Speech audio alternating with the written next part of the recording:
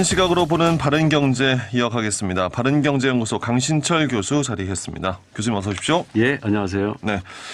요즘 그 암호화폐 가격이 뭐 폭락하고 있다는 뉴스들을 저도 이제 많이 보게 되는데 예. 오늘은 암호화폐 시장이 왜 이렇게 폭락 장세를 겪고 있는지 그 원인도 살펴보고요. 앞으로의 전망도 짚어보도록 하겠습니다.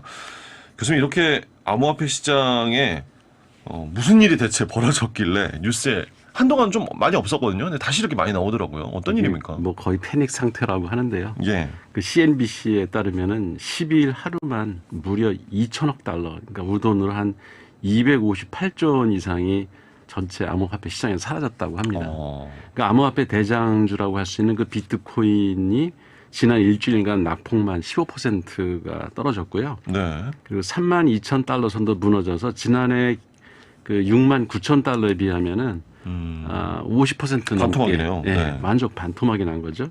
그 지난해 7월 21일 이후 최저수준으로 추락을 한 거고요.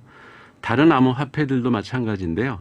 암호화폐 그 2위 종목인 그 이더리움, 바이낸스, 솔라나, 카다노 등 그 이른바 알트코인들 역시 모두 지난 일주일간 15% 이상 떨어졌습니다. 네.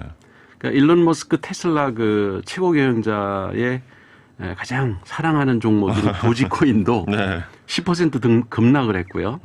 비트코인을 적극적으로 매수해온 그 엘살바도르 정부의 맞아요. 정부 차원에서 샀었잖아요. 예, 이게 뭐 손실이 한 490억 될 거다 이렇게 지금 얘기가 나오고 있습니다. 왜 이렇게 암호화폐 시장이 요동치고 있는 겁니까? 그러니까 암호화폐는 주식시장이 하강하는 것과 이제 똑같은 이유로 폭락을 하고 있는 건데요.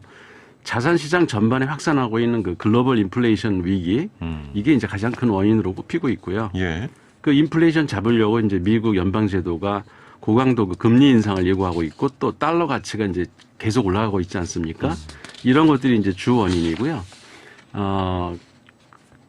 그러니까 지금 비트코인 매도세는 이제 시작에 불과하다 이런 이야기까지 나오고 있습니다. 이제 시작에 불과하다. 네.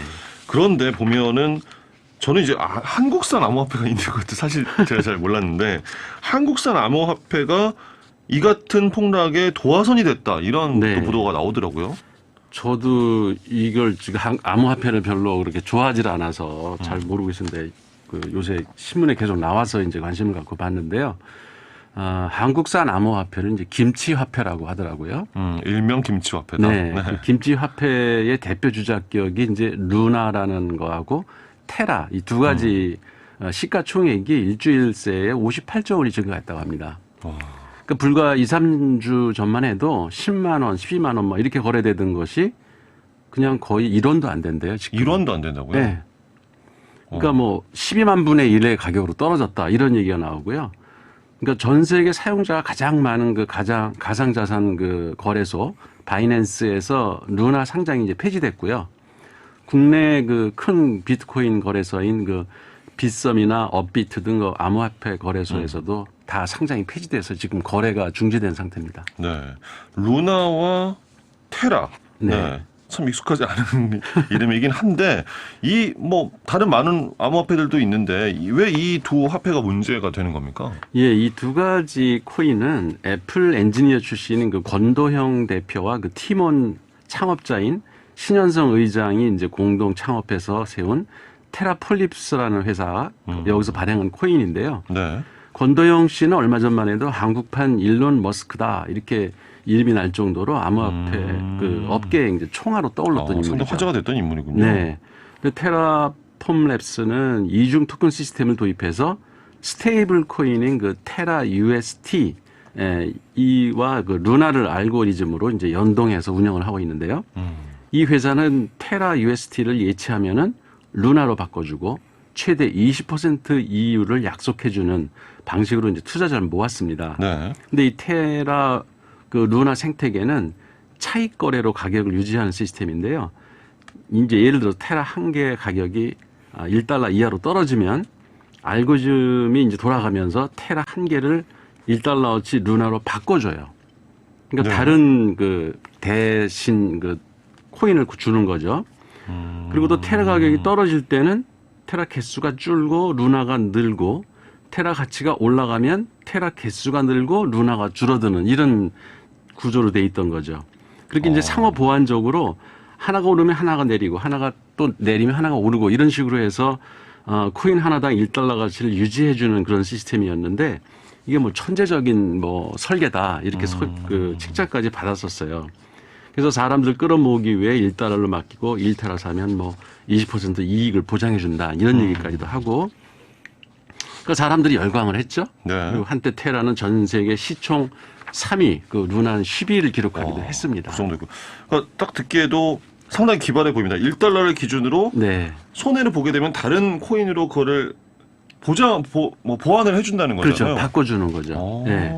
아니 그 자동으로 네. 그 시스템이 그렇게 교환을 해주는 거죠. 그 상당히 그러니까 안정적인 가치를 네. 유지시켜주는 그런 시스템인 거네요. 이게 사실 뭐 일반 그 암호화폐들이 가격 변동이 심하잖아요. 그렇죠. 근데 그러니까 언제 돈을 잃을지 모르는데 이거는 일정 가격을 유지해 준다고 하니까 사람들한테 상당히 매력적으로 보였던 거죠. 이렇게 안정적인데 근데 지난주부터 이제 문제가 생겼어요. 왜 이렇게 무너지고 문제가 그러니까 되는 테라 겁니까? 한 개의 가격이 무려 0.6달러. 그러니까 40%가 떨어진 거죠. 원래대로라면 이제 테라를 루나로 바꿔주면서 테라 수량을 줄이면은 그러면 이제 테라 가격이 오를 거다 이렇게 생각을 했는데 네. 이게 양쪽이 다 떨어지는 거예요. 두 개가 다. 심지어 너무 떨어져 버리는 거죠. 네, 너무 떨어지고.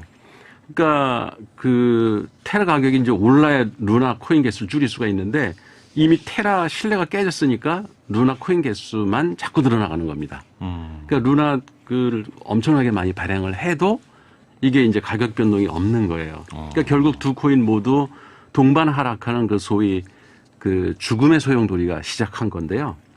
이제 그 테라와 루나 생태계는 시장의 신뢰를 완전히 잃었고 회복은 거의 불가능해 보입니다. 그 사이 그 전 재산을 잃은 투자자들까지 이제 많이 나왔고 안정적인 시장을 꿈꿨던 스테이블 코인에 대한 의무는 사람들이 이제는 갖지 않게 된 거죠. 이름 자체가 이제 스테이블 코인이군요. 네. 네, 이게 어떤 건가요? 이게 스테이블 코인이라는 게 말 그대로 가치가 안정적인 코인이다 이런 건데요.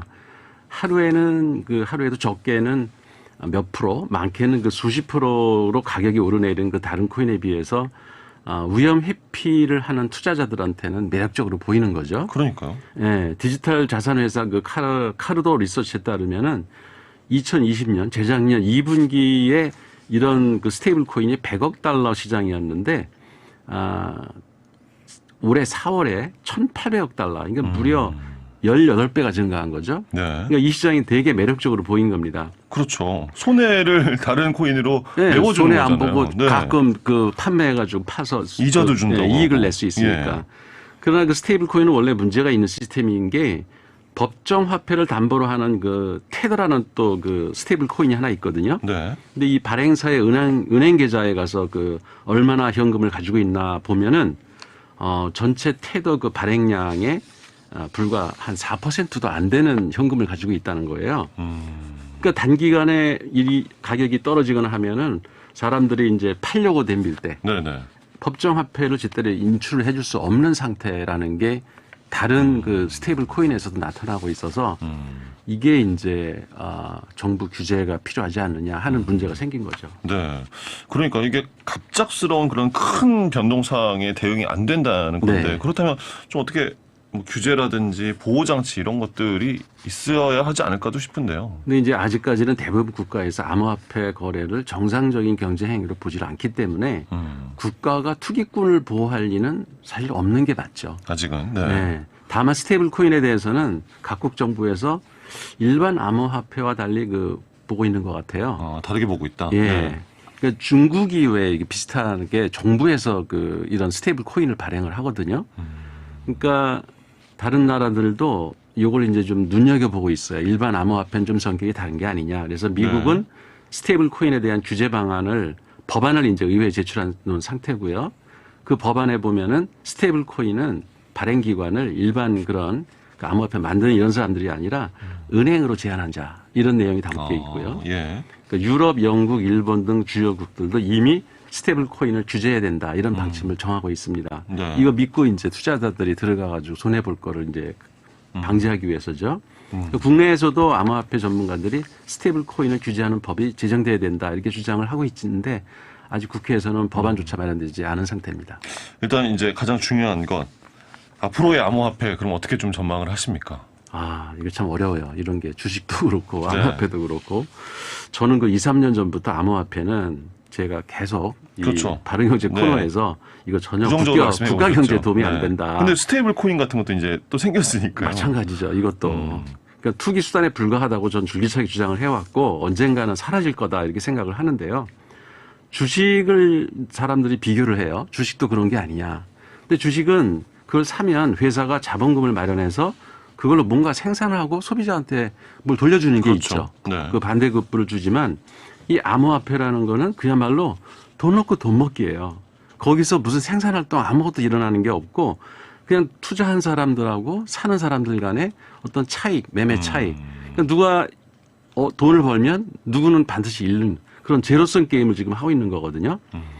그러니까 이런 거를 정부에서 사실 보호해 줄 의무도 없고 그러니까 심지어는 그 암호화폐 거래소를 창업한 샘 뱅크맨 프라이드라고 하는 그 CEO는 비트코인은 비효율적이고 환경적으로 비용이 많이 들기 때문에 지급 결제 네트워크로서 결함이 많다. 그래서 이 미래가 없다 이렇게 선언을 했고요.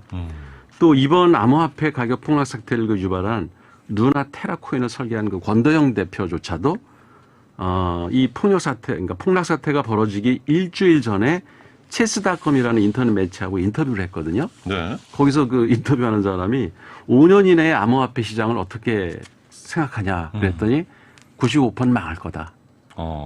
그러니까 뭐 5%만 살아남고 95%는 사라질 거다. 이렇게 그걸 설계한 사람조차 이렇게 얘기를 했다고 그래요. 네. 그래서 저는 암호화폐 투자할지 말지 그 개인이 그건 판단할 문제이기 때문에 방송에서 사라 마라 얘기할 수는 없는 것 같고요. 저 개인적으로는 현재 암호화폐는 이게 정상적인 투자 수단이라고 생각하지 않기 때문에 저는 이론도 투자하지 않고 있습니다. 알겠습니다. 예. 자, 오늘 바른경제 시간에는 최근 이제 암호화폐 폭락 사태 그리고 뭐 전망 등에 대해 함께 이야기 나눠봤습니다. 바른경제연구소 강신철 교수였습니다. 교수님 고맙습니다. 예, 고맙습니다.